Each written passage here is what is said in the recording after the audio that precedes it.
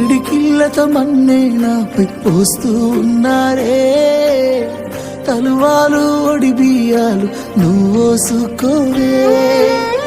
ఈ మన్ను పరుపులనే పడుకుంటున్నానే, ఆ పూల పరుపులను హాయిగా నిదరోవే.